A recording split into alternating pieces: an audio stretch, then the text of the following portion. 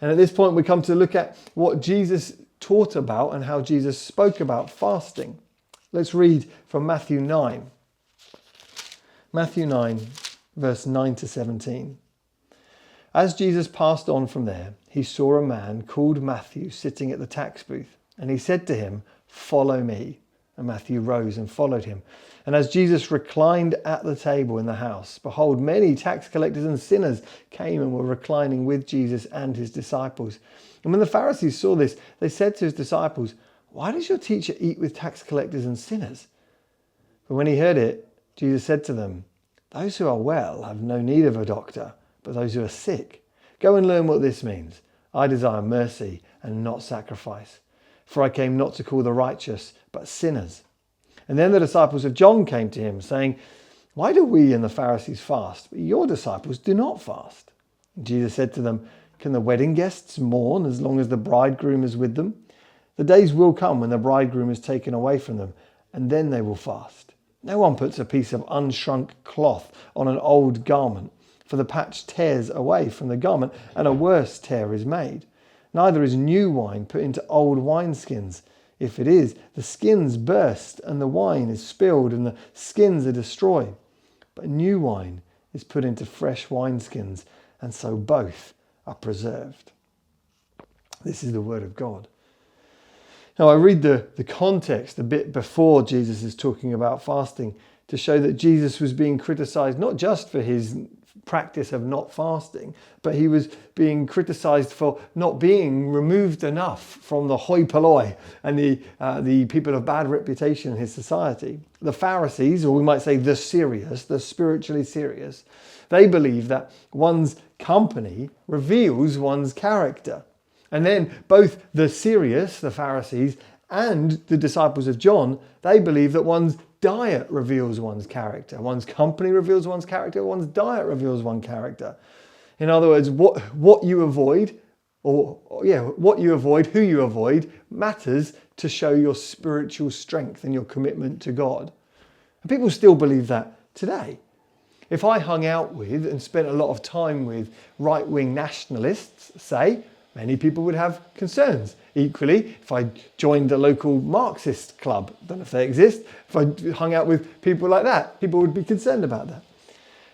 We avoid certain people to show our virtue and our ethics sometimes. Equally, people avoid certain foods to show their character. If someone has a concern over animal welfare, they stop eating meat. Or if they want to protest against a particular company's human rights record, they avoid their foods, all as a way of distancing themselves to show I'm above, I'm different, I'm more moral than these people. Now, everything Jesus did and does is deliberate, isn't it? Jesus could have done exactly what everyone expected. Could have avoided certain groups of people. He could have avoided certain foods. He could have fasted. He could have taught his disciples to do that, but he didn't. Jesus was happy to shock. Jesus was happy and willing to enter into controversy where he felt it was important to do so. Well, let's come on to look then at Jesus on fasting. What does Jesus have to say about fasting? And Jesus, first of all, begins by answering his objectors by telling them, don't fast. First of all, don't fast. In verse 15, he says, "Can the wedding guests mourn as long as the bridegroom is with them? The days will come when the bridegroom's taken away, and then they will fast." So they're not fasting now, because he says fasting is something that people do in preparation. But once the celebration's begun, it's rude to fast. Feasting's a sign of celebration. And so it would be common for people to fast before a wedding. And when the groom and the bride are together celebrating, it would be rude to fast. If you invited me to your wedding and I didn't join in with the wedding breakfast because I, didn't want to eat, didn't want to eat those food, didn't want to celebrate, you would rightly be quite offended by that. Or you'd see that maybe I'm protesting, maybe I'm not actually in favor of this union. That's the first thing he says. It's not the time to fast because the bridegroom himself is with them. It's a time of celebration, not for fasting. He then uses the illustration of a cloth and says, no one puts a piece of unshrunk cloth on a garment. The patch that you'd put on, either that would shrink and it would tear, and the garment underneath would tear. That's something you can't put old onto new. It's the same, he says, with wine. You can't put freshly fermented wine into an old bag, because as it expands, the bag would tear and the wine would all be lost. What he's saying is, don't fast, because something new is here. And the old ways of doing what you used to do just won't work anymore. If you've got married, you know that in getting married, you enter into a new household, and you create a new household. And there are certain things about your old household, old way of living, maybe what your mum did, or maybe what your dad did. You bring those expectations and assumptions with you into your new marriage, only to be met by your husband or wife says, no, that's not how we're going to do things. I don't do that. I know your mother did that, but I'm not your mother. I'm not going to do that. Jesus says something new is here. Don't fast.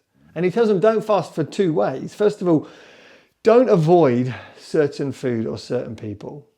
In the bit where he's replying to their objection about his company, he says, go and learn what this means. I desire mercy and not sacrifice. Don't avoid certain people, don't avoid certain foods. See, fasting, one of the things it does is it tends to make you too self-conscious. You're very aware of yourself. Jesus says to them, I want neighborliness, not your individualism. Or as one commentator says, Jesus' ethic is humane, not yogic. Christian maturity doesn't look like removal from the world and even the subjugation of the body to the spirit. Christian maturity looks like serving others more than it looks like perfecting yourself. That's why when you join a church community, we would say to be part of this family, you serve. Because we want you to grow. We want you to become mature as a follower of Jesus. So you need to learn to get into the habit of regularly preferring others above yourself, being part of a team, serving in some form or another. First thing he says is, don't avoid certain people and don't avoid certain food because I want neighborliness. I don't want individualism. Second thing he says is fasting is a form of mourning.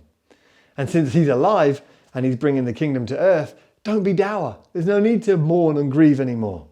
So you don't need to fast. In Colossians 2, we looked at this a few weeks ago. Colossians 2 verse 16, Paul writes, don't let anyone pass judgment on you in questions of food and drink. These are a shadow, but the substance belongs to Christ. You don't need to fast as a Christian in order to become righteous. You don't need to grieve about the absence of God in the world because he's here. And you don't need to just focus on self-betterment because your righteousness comes from heaven, from Christ. So first thing Jesus says about fasting is don't fast. But then he says, do fast. In verse 15 of chapter 9, he says, when the bridegroom is taken away, then they will fast. So there's an expectation. You think, is fasting part of following Jesus or not? He seems to be saying, yes, it is, but it's not like before. There's new cloth, there's new wine. We need something new. And so before you can pick up the old discipline of fasting and try to fit it into your Christian life, Jesus first of all says, stop. See, fasting is something that is common in all religions. As we mentioned, it's Ramadan now. But how you use that fasting and what it's for is wildly different for the Christian than to other religions or other spiritual movements. You know, a hammer is a hammer is a hammer. It's just a simple tool. But before you start using the hammer, you really need to know whether your goal is to get the nail into the wood or to hook the nail out of the wood. It's the same with fasting. You can't just pick it up and think, oh, I know how to do this. They do this in other places. I know what fasting's for. I remember a couple of years ago, after a period of fasting, a friend and I went to a local cafe in town, and we were so excited about eating and breaking our fast. And we happened to mention to the person who's preparing the food, oh, we're breaking a fast. We're really excited about this. And she turned around and said, oh, I've just finished a 21-day fast. No food for 21 days. And it suddenly put our meager fast into perspective, like, wow, 21 days, that's a long time. And we said to this person, oh, why did you fast?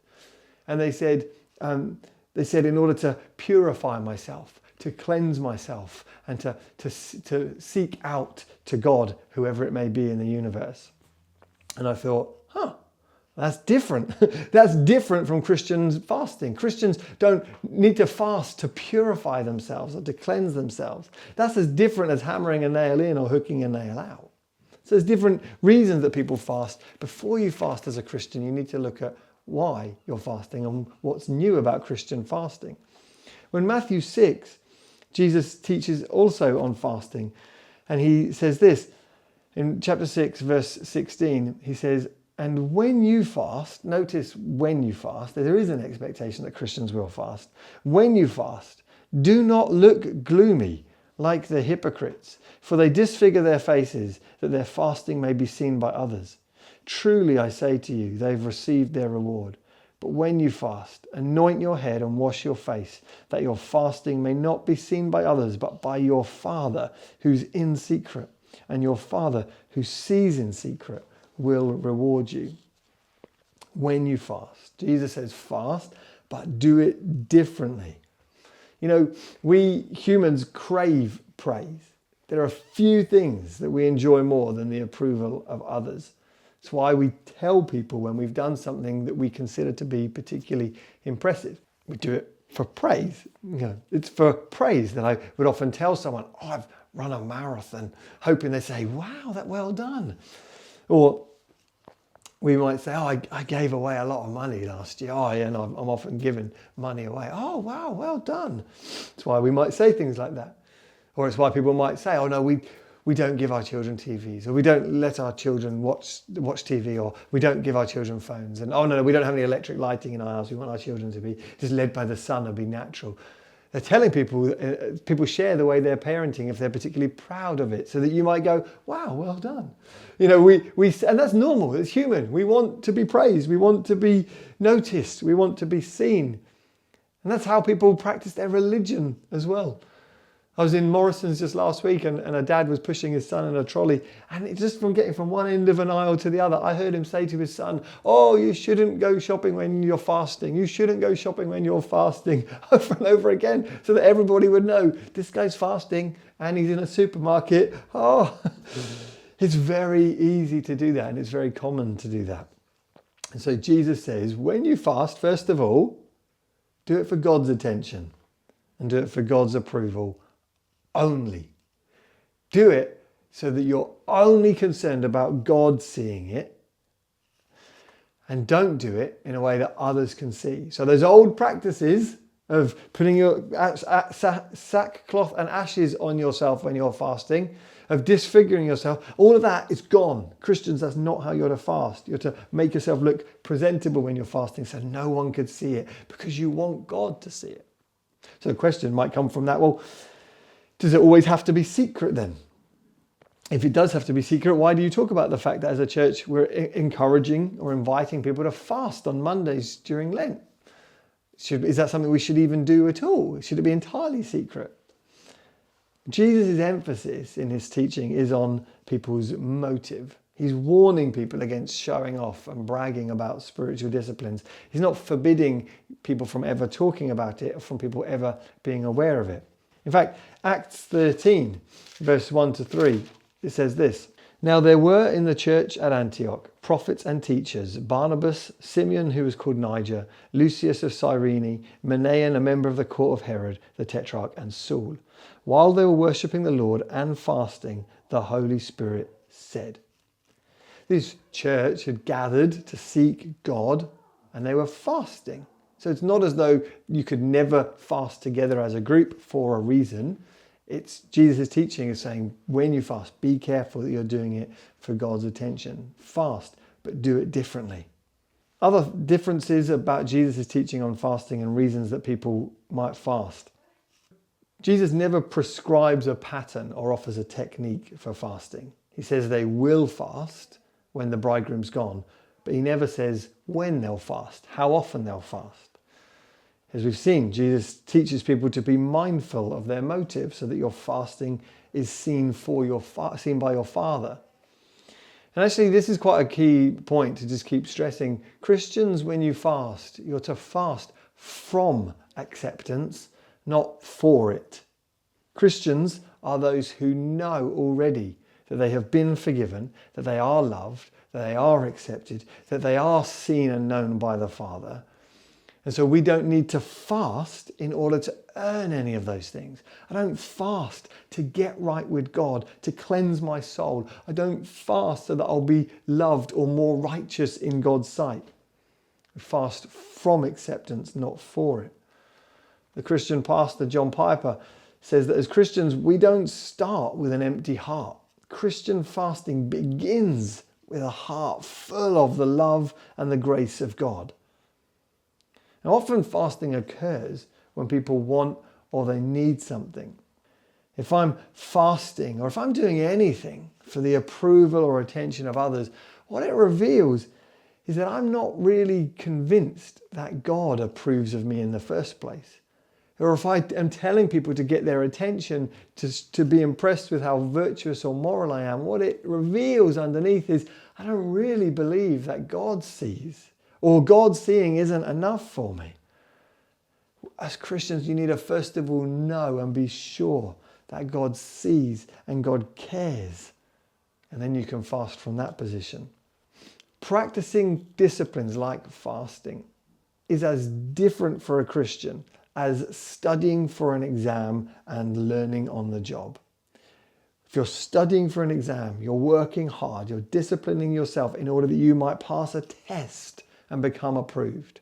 But if you're learning on the job, you've already been given the job, you already have the work, now you're just being sharpened and strengthened and trained. Christian disciplines are much more like that.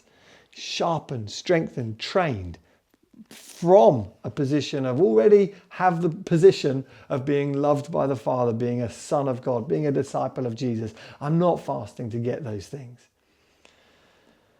Or imagine an orphan who works hard to present themselves well to prospective parents.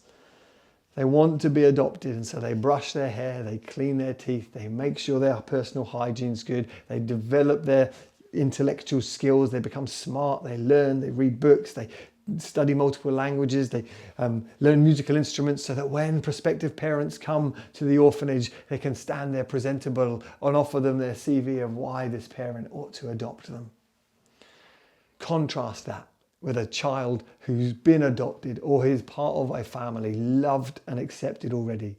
Yes, it would be good for them to clean their hair and to brush their teeth. And yes, it would help them and do them good if they learnt some languages and studied at music and etc. All of those things. And no doubt those things would please their parents. But they don't need to do those things in order to be part of the family. They are loved, they are accepted. And now those things are offered to the child as a gift for that child, not as something that that child must do if they're to have any hope of prosperity in the world.